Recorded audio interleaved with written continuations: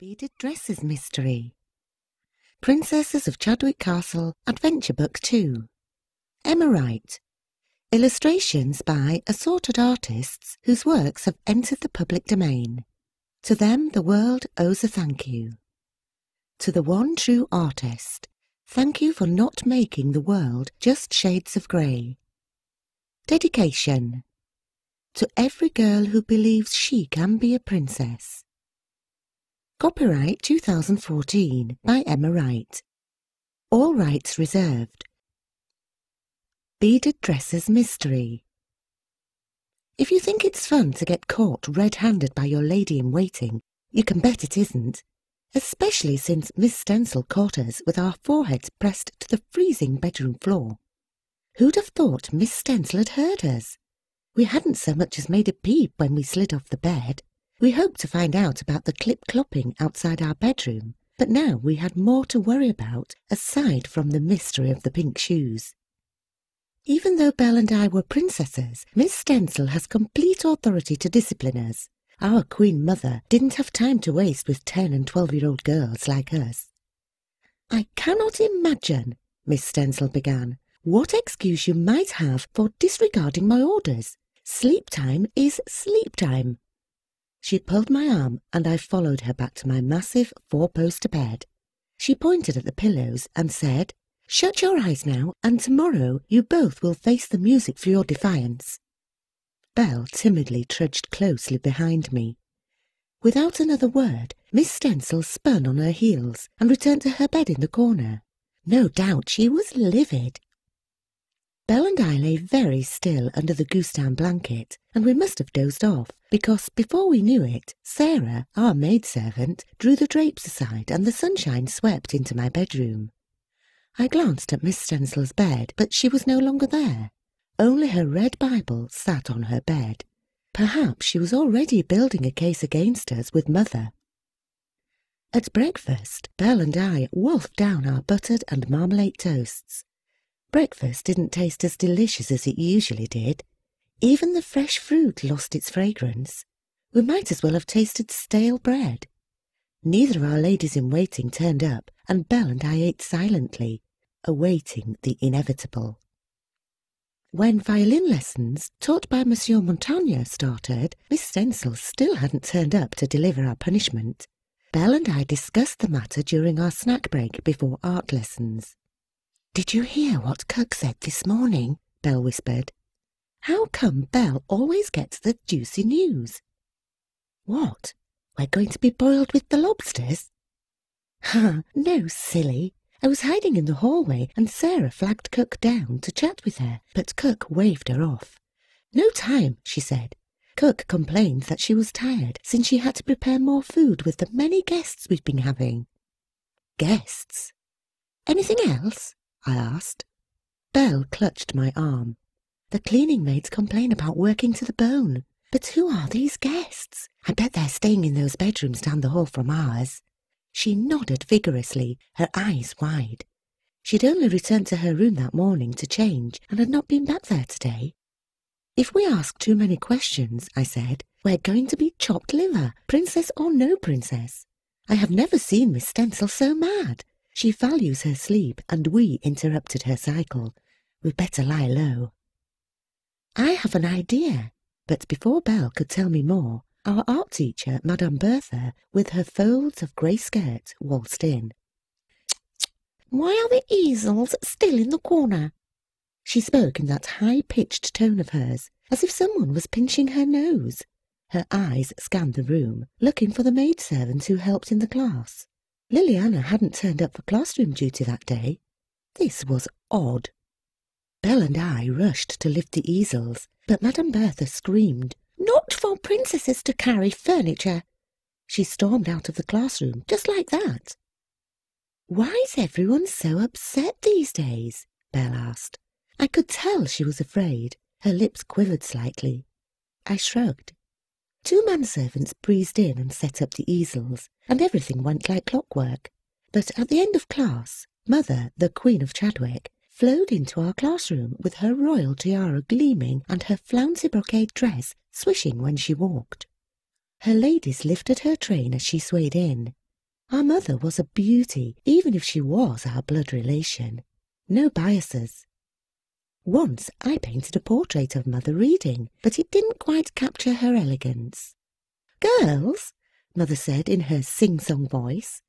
She proceeded to relate her disappointment with us for upsetting Miss Stencil, and that if we didn't turn from our disobedient ways, we would not be allowed to follow her party of noble ladies to the Royal Charity Picnic this weekend. It was my 13th birthday in 3 days, and this must have been the celebration prepared for me. I thought it was to be a surprise. Naturally, it would be heartbreaking not to be present for my own birthday party. She passed me a sprig of flowers arranged in a basket and waited for us to respond before leaving. "Yes, Mamma," Belle and I said in unison and curtsied to her. Open-air picnics were rare and could be exciting. I promised to stay true to my words and not create any further trouble for our staff. But just as we finished our high tea in the dining hall that evening, I noticed something that couldn't be explained, and my curiosity sense went up. Strange thumping noises came from our ceiling. Directly above our dining hall were the bedrooms. "What was that?" I asked Miss Stencil before I could stop myself. Belle threw me a "don't cause any trouble" glare. "What was what?" Miss Stencil looked down her nose at me and set her tea gently on the table. "Never mind," I said, and pretended to concentrate on the spoonful of strawberry soufflé in my mouth. Miss Stencil was pretending she had not heard the commotion coming from the rooms above. But why? This must be related to the strange pink shoes pattering outside my bedroom last night. On rare occasions, when we finished our schoolwork early enough, we were allowed to play with the dollhouse in Belle's room. It was decorated with wallpaper, furniture, and even had a working faucet in its kitchen. Familiarising ourselves with how our villagers functioned and lived would help us to be wiser princesses, our father the king insisted. We didn't complain, since we especially enjoyed playing house with the dolls that had moving arms and legs. Tonight was such an evening. We were done with all our work, with hours to spare before bedtime. Perhaps it was because we had not chit-chatted as we usually did. Miss Stencil was only too glad to shoo us off to play as if we were little doves. "It's a good thing we're alone," Belle whispered, even though we were in her bedroom by ourselves. Her bedroom, too, came with a large hearth, but since Belle preferred to sleep practically in an icebox, she only had the fire blazing in the middle of winter. "You have a scheme brewing in your head?" I smiled. My sister was an open book. I trudged to the window and peered at the moor in the far distance. It had been a wet spring day. A fire would have been a welcome change. She pulled my arm and led me to the fireplace. "I don't know how to start a fire, much as I'd like to," I said. A shiver ran up my spine. The cold was getting to my bones. I reached out to the bedspread on her bed and wrapped it like a shawl over my shoulders. "I have a secret. I learned it earlier today, and I'd been meaning to share it with you, but I didn't get a chance." "Secret? Did you find the keys to the rooms down the hall?" We'd suspected that those chambers were occupied by the mysterious guests. No such luck, but she made a number 1 sign with her forefinger and then pointed at the fireplace. "I get it. You learned how to start a fire. Congratulations," I said. "Funny. Come quick." She gestured at me to hurry and glanced over to the door. Despite my attempt to stay calm, my heart rate quickened, and I, too, turned to check on the door. But when I swung my head back to face Belle, she was gone. "Belle? Hey, Belle!" But something seemed to have taken Belle away. I peeked under the bed to check if she was there. "It's not funny. You want me to get Miss Clotty here?" I said loudly, risking being heard by any of the serving staff who might be outside cleaning in the hallway. "Boo!" She tapped my shoulder, and I practically leapt out of my skin. "Where were you?" "Still mocking my secret?" "I wasn't. Okay. What did you do?" "Come." She dragged me by the arm to the empty fireplace and ducked inside it. Clearly the hearth in her room was larger than the one in mine, but what was also impressive was that we could actually stand inside it. Belle pushed the back wall and it swung around to reveal a room. A dark room. Amazing!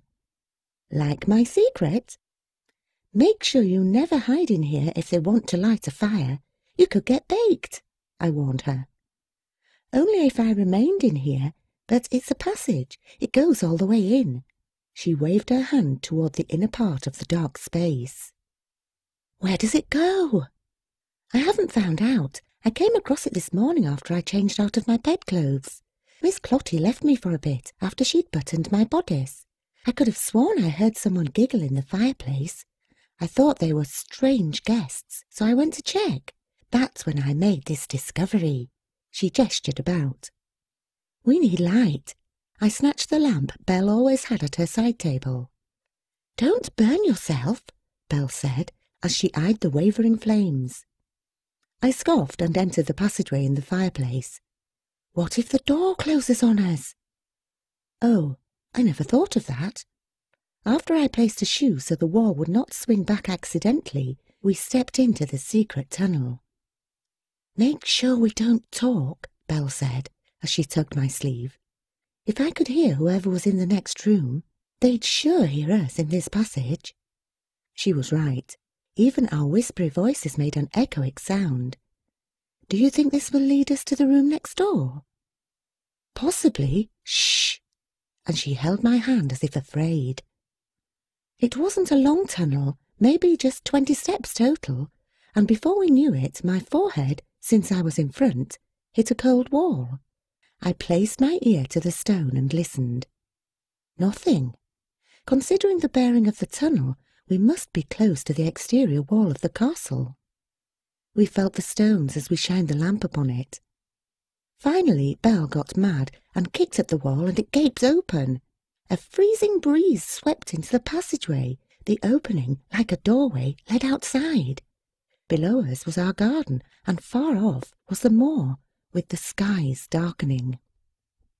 I stepped out onto the ledge, in the hopes of seeking a way to the room next door, and almost fell to the ground floor.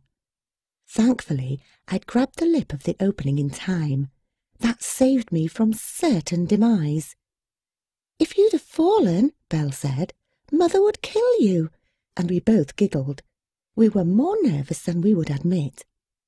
When we peered down out the opening, we noticed that the casement to the room next door was open. It was a short few steps on the ledge to the window. Belle volunteered me to be first, since I always liked to be the leader. The drapes to the room were drawn, so it was impossible to tell if I'd step into a room full of people. In any case, it was quiet enough. Whoever had stayed there earlier could be out, perhaps dining with my mother, since the adults took dinner much later than we did. I slowly pulled the green velvet drape aside and peered in. It was dim but not dark in the chamber. In the large space there were 2 beds, what looked like 2 bureaus in the corner, and a terrible mess overall. Also there was a strange contraption bearing odd-shaped objects I couldn't identify from my vantage point.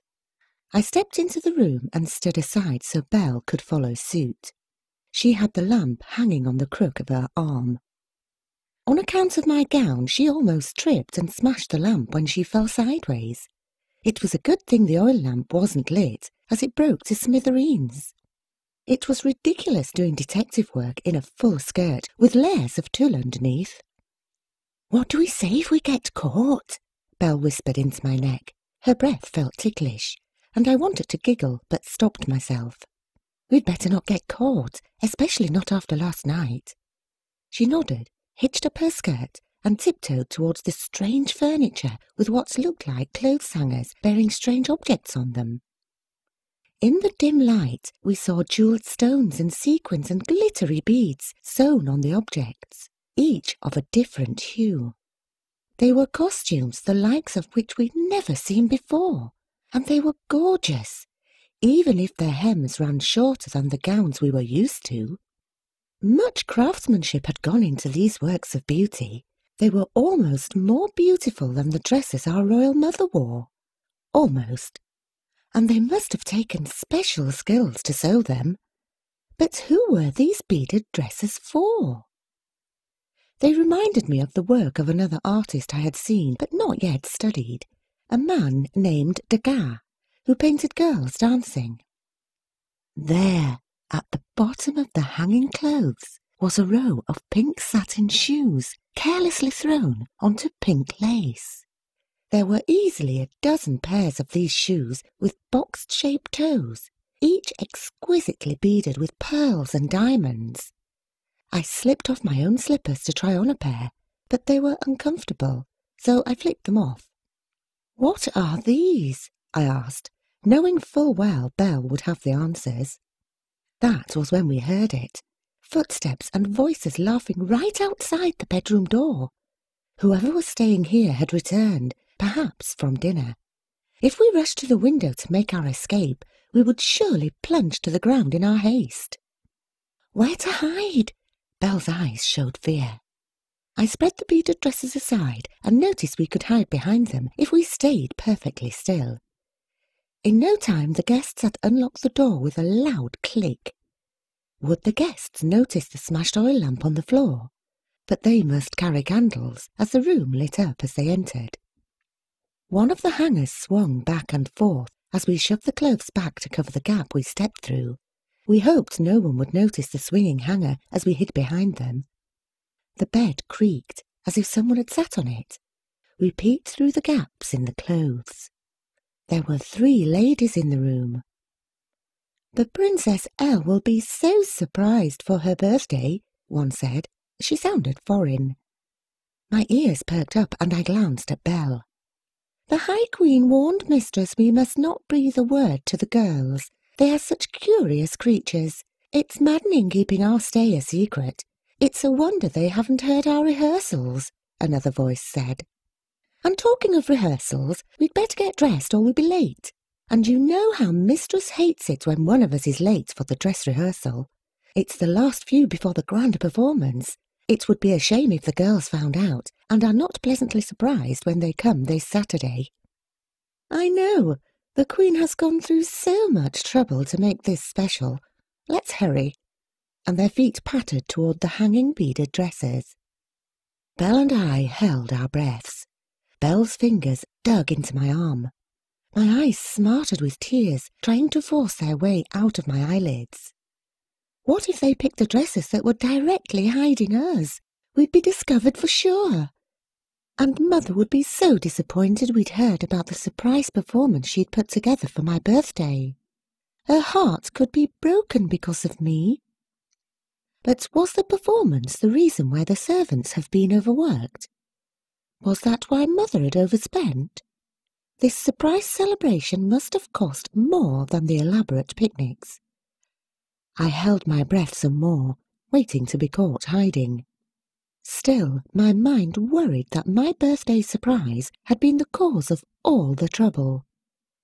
Or was there something else going on? The footsteps approached us ever so clearly, their heels clicking on the tiled bedroom floor. The adventure and mystery continues in The Princesses of Chadwick Castle Adventure Book 3, The Lady with the Circlet. Check out Book 3 and other Emma Wright book series on Amazon and other major retailers.